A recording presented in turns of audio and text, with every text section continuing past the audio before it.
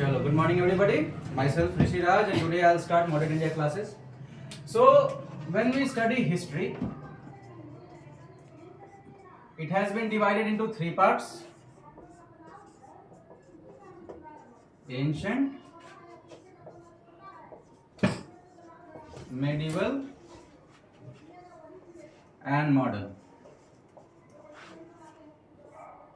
So modern India की पढ़ाई जो हमारी है it starts from class 8 basically 8 9 10th में 9 10th में हम लोग वर्ल्ड हिस्ट्री पढ़ते हैं, उसका भी अपना सिग्निफिकेंस है।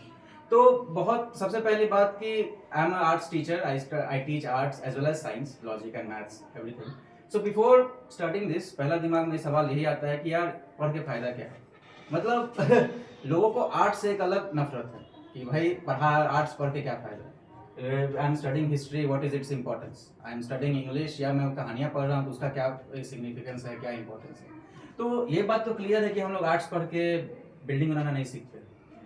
Arts we will study arts but we can't we can't be engineers, that's fact. And we are studying arts, we can't be doctors, that is also a fact. But arts पढ़ने से हम लोग इंसान अच्छे बनते और वही इंसान डिसीजन अच्छा लेता है। So today when we start history के लिए एक बहुत एक बड़े फिलोसोफर थे जॉर्ज बर्नार्ड शॉ। उनका एक बहुत अच्छा लाइन है कि इतिहास हमें यह सिखाता है कि हम इतिहास से कुछ ना सीखें, है ना। सो टुडे हम लोग आज मॉडर्न इंडिया की क्लासेस स्टार्ट कर रहे हैं। तो just like I said, history has been divided into three parts: ancient, medieval and modern. तो एंशिएंट हम लोगों ने जनरली क्लास 6 में बच्चे स्कूल में पढ़ाया जाता है। तो इसमें आपको life of early man and उसके बाद the Gupta period and the most famous Chandragupta empire वो आपको देखने को मिलता है, Maurya dynasty. Medieval India, it is from class 7 where you get to know about the Mughal Empire, the Lodi dynasty, Delhi Sultanate and all. And modern India starts from 18th century. 18th century to present, which means कि modern India deals with after the death of Aurangzeb, that is 1707. तो पहला दिमाग में ये बात आएगा कि भाई हिस्ट्री जैसे डिवाइड कहाँ से होता है और स्टार्ट कहाँ से होता है। सो modern India starts from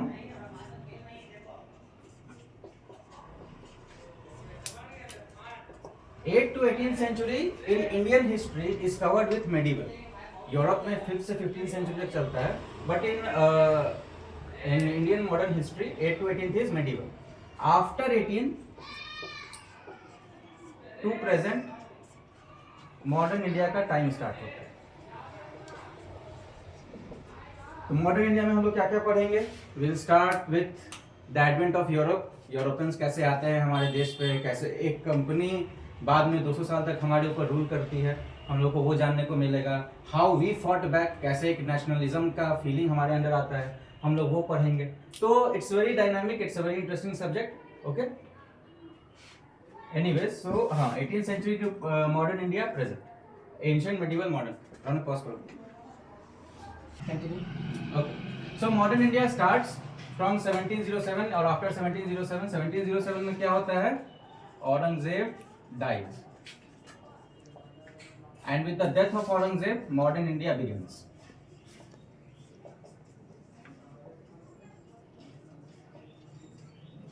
Okay. So 1707 हाँ, modern India begins. अब पहली बात, so Aurangzeb belong to which dynasty?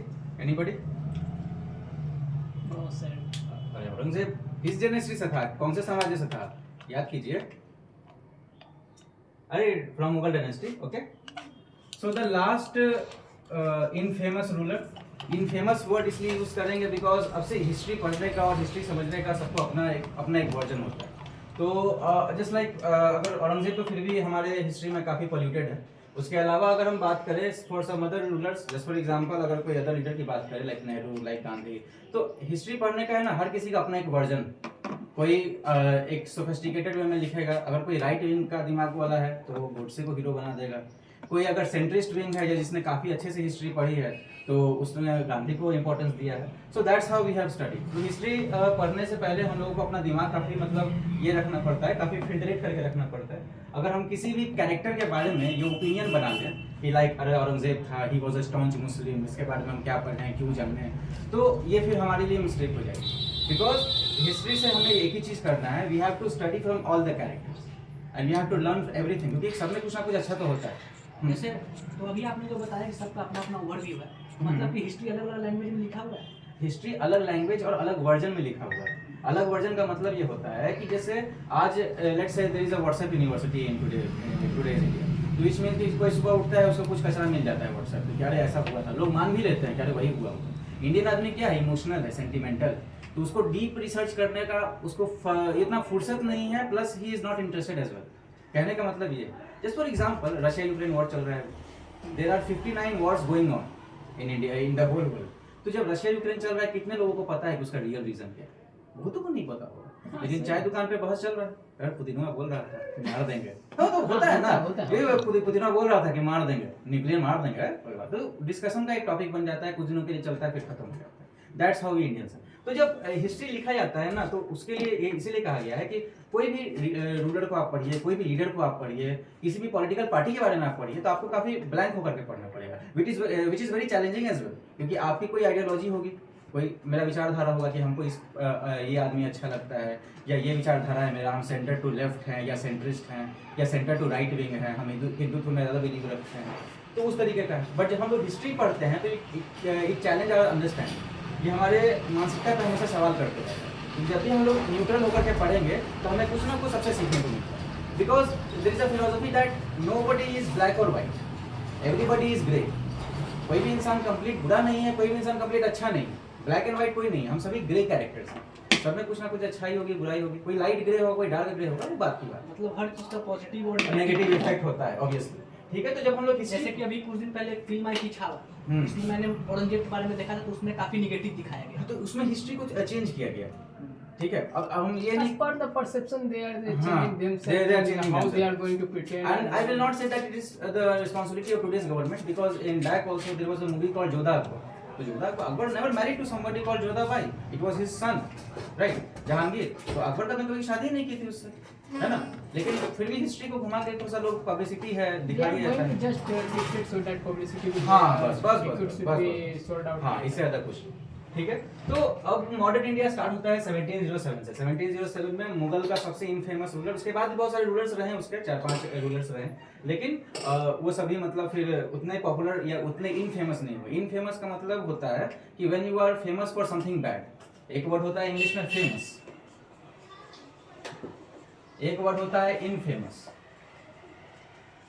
जैसे Jallianwala Bagh is an infamous incident, it is not a famous incident. हम लोग उसको खुशी से थोड़ी याद करते हैं कि 13 अप्रैल 1919 को कुछ हो गया था, अच्छा चीज हुआ था, नहीं, है ना, हम लोग उसको दुख में याद करते हैं। तो उस तरीके से इट इज इनफेमस, तो he was an infamous character उस तरीके से। हाँ, तो मॉडर्न इंडिया में हम लोग औरंगजेब, उसके बाद औरंगजेब के बाद जब कहानी स्टार्ट होती है, तो तब तक 1498 में कौन आया था बताओ? 1498, why this year is important for us? Sir मेरा जन्म भी नहीं हुआ था, मुझे क्या पता। हाँ, जन्म तो नहीं हुआ, जन्म तो मेरा भी नहीं हुआ, तो हम भी नहीं जानते हैं, अजीब बात करते हो तुम। 1498 में वास्को गामा।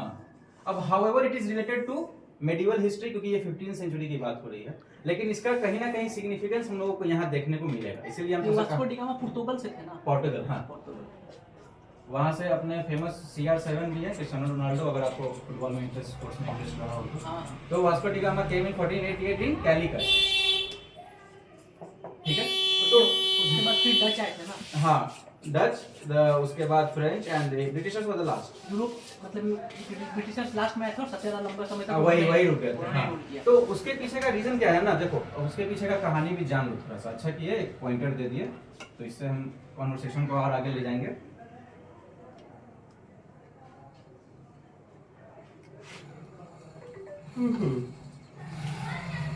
जैसे 4 लोग आए, पोर्टुगीज, उसके बाद डच, फ्रेंच एंड ब्रिटिशर। तो हम लोगों ने हमेशा इनको कसूरवार कहा कि भाई यही सबसे खराब आदमी था, मतलब यही लोग हम पे बहुत राज किया। हालांकि तीनों का वही एजेंडा, पोर्टुगीज का भी वही एजेंडा था, डच का भी वही था, फ्रेंच का भी, मतलब जो रुक जाता तो उसको वही एजेंडा था कि भाई हम इसको यहाँ पे रहेंगे, लूटेंगे, सिंपल बात। Because when he came for the first time 1498 में कैलिकट में, जब ये आदमी आता है, तो इसको जिस वे में ट्रीट किया गया इंडिया में, इंडियन आदमी क्या है, इंडियन आदमी बहुत इमोशनल है, मतलब इतना इमोशनल है कि कोई किसी का मदद कर देता, घर ही दे देता है अपना, ले जाओ, सर, जैसे रह लो। क्लास 9 10 में मैंने पढ़ा था, थोड़ी सी बातें मेरे को याद है, जैसे कि इन लोगों का आने के पीछे रीजन था कि बिजनेस ट्रेड, जो हमारे देश का जो स्पीसीज था मसाला वगैरह, हाँ, उस पे, मसाला। और हमारा कपड़ा का जो ये था हाँ fabrics टेक्सटाइल, वगैरह, हाँ textiles कॉटन वगैरह, एंड ऑल। तो वो था कि यहाँ से मतलब ले जाकर के उनको 10 गुना ज्यादा मुनाफा होता था। हाँ, 10 गुना से भी ज्यादा। 10 से 15 गुना ज्यादा हाँ, मुनाफा उससे भी होता ज्यादा, था। हाँ। तो थोड़ी थोड़ी बातें मेरे को याद है, तो हाँ। अभी आप बता रहे तो रिमाइंड हो रहा है मेरे को। नहीं हाँ, तो वही बात है, तो दैट्स हाउ इट इज। देखो they all came as a businessman, किसी का पर्सनल कोई ये नहीं था कि आके राज ही करना है, but it was the cherry on the cake कि जब ऐसे आए देखे वो यहाँ तो पहले ही से डिसइंटीग्रेटेड है लोग आपस में, कास्टिज्म एंड कम्युनलिज्म के नाम पे, तब इन लोगों के लिए वो इजी हो गया कि चलो यहाँ पे अब एक चांस लेके देखते हैं, ठीक है।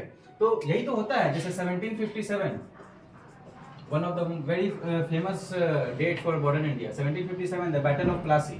बैटल ऑफ प्लासी में क्या होता है, ब्रिटिशर्स गेन कंट्रोल, ठीक है।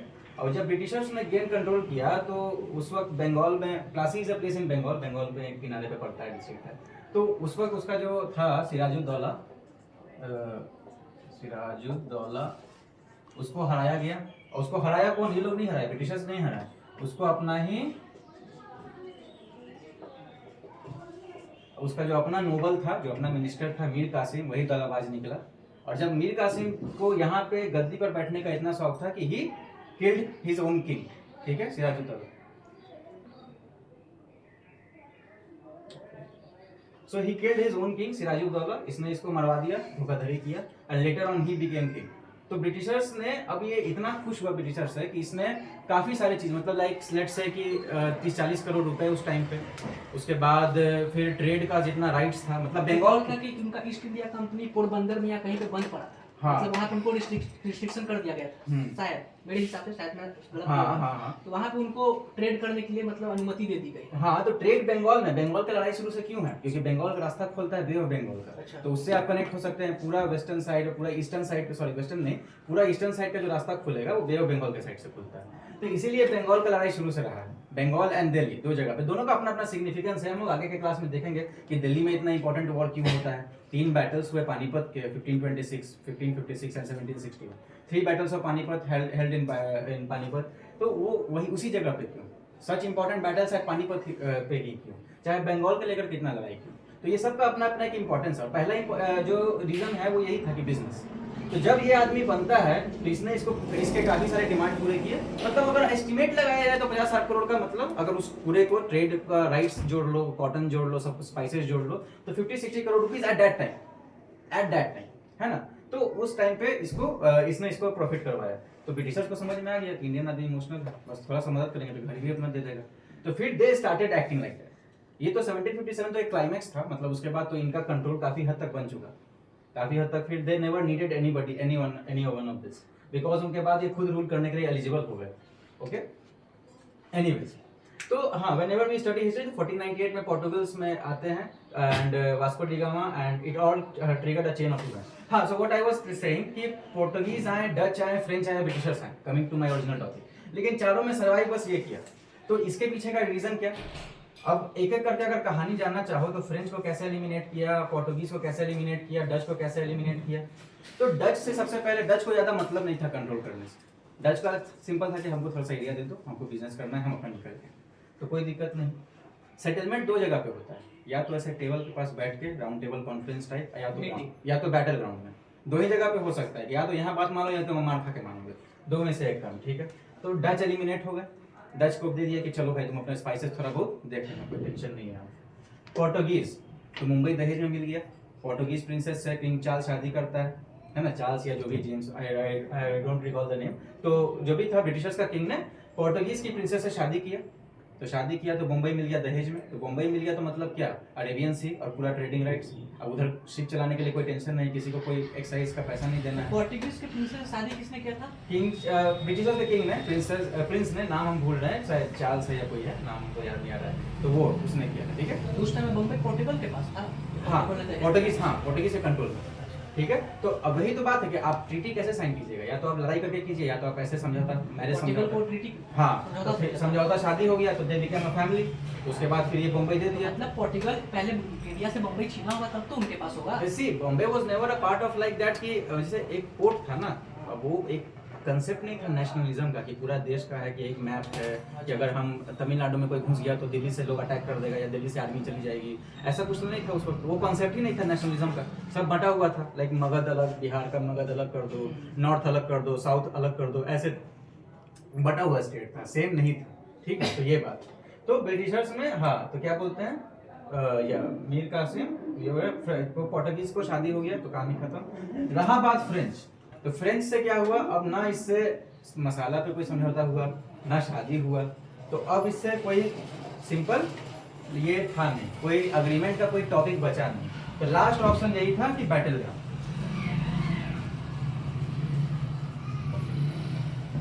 बैटल ग्राउंड तो लास्ट में इसी बात आपको फिर कार्नाटिक वर्ड्स देखने को मिलते हैं।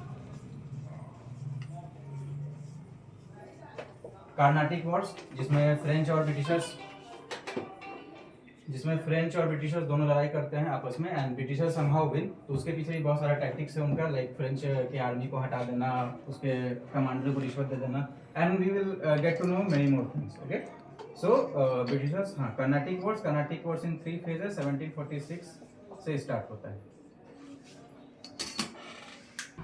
Okay everybody, so I guess इतना इंट्रोडक्शन आज के लिए काफी होगा। So see you in the next class. Thank you for